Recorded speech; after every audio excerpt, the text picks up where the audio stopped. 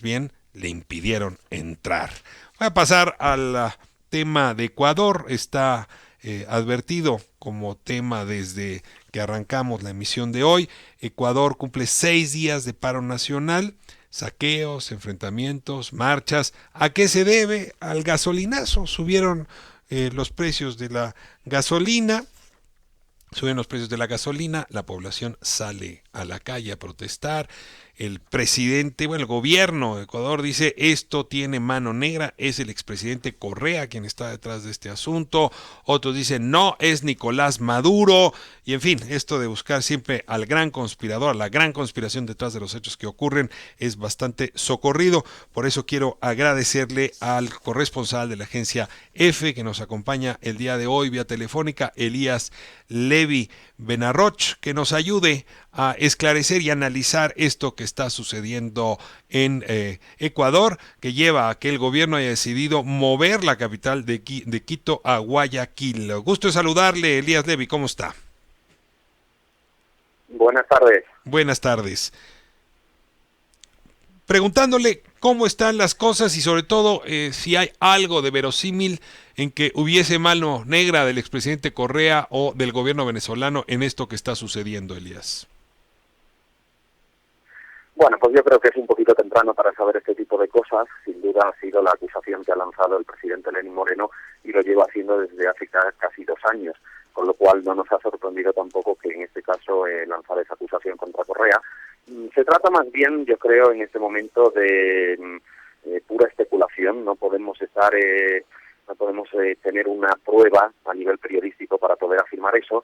Y lo que nos dicen portavoces del gobierno, como ejemplo, es que han asaltado la Contraloría y que han asaltado partes de instancias judiciales con el supuesto objetivo de llevarse documentación.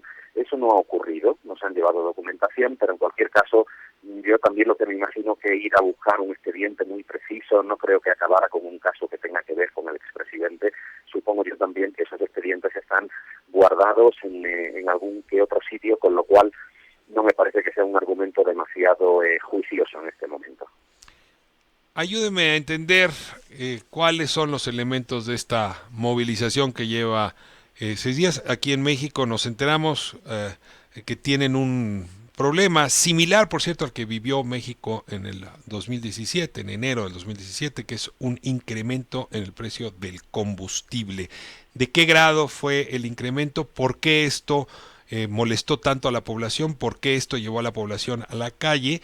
¿Y qué grupos son los que están protestando? Porque veía que incluso organizaciones de poblaciones originarias, indígenas, se han sumado también a esta causa.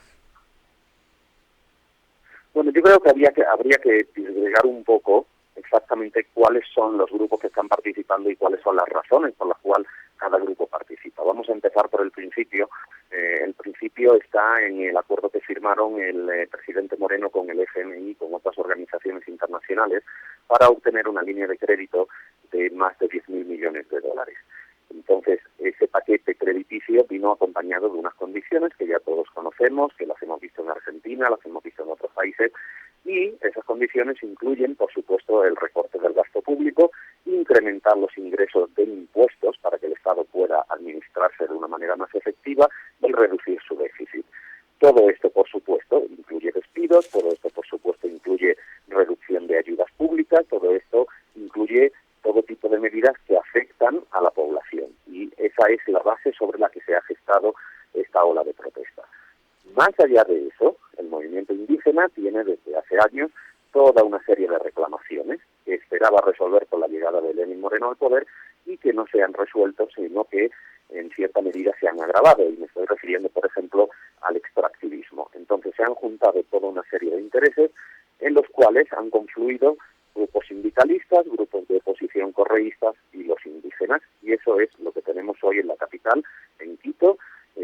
Tenemos más de 10.000, 15.000 personas de distintos orígenes y con distintos intereses que confluyen en las mismas manifestaciones. Ahora, sí sorprende a la distancia que un gobierno pues decida mudarse de ciudad y decida no solamente eso, sino mudar la capital, la sede de los poderes. Creo no haber visto esto con frecuencia.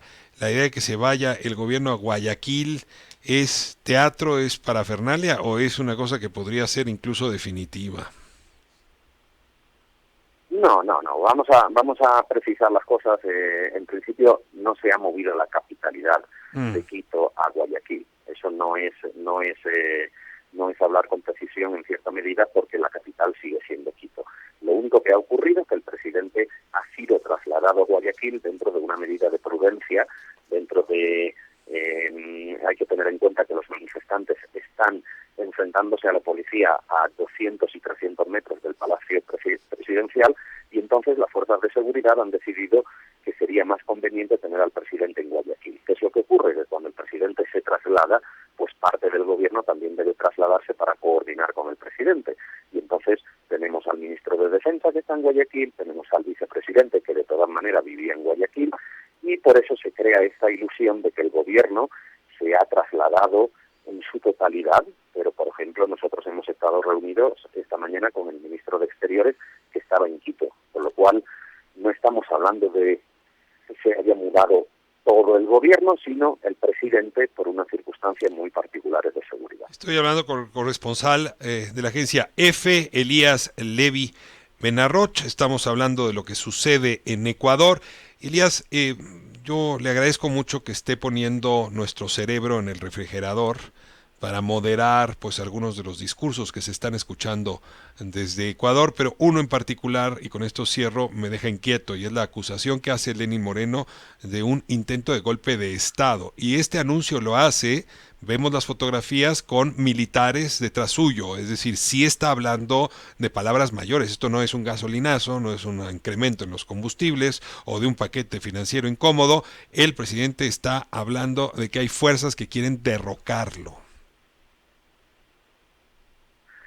Bueno, yo estoy plenamente de acuerdo contigo en que esto es un staging premeditado, una escenificación clara para tratar de transmitir un mensaje. Como bien decías, aparecía el presidente por un lado con el ministro de Defensa, a su izquierda el vicepresidente, a la derecha, y detrás 4 militares. No sé si ves la imagen, pero eran 4 militares que estaban en traje de combate. Sí, sí, sí, no era traje de gala, en efecto. Un mensaje.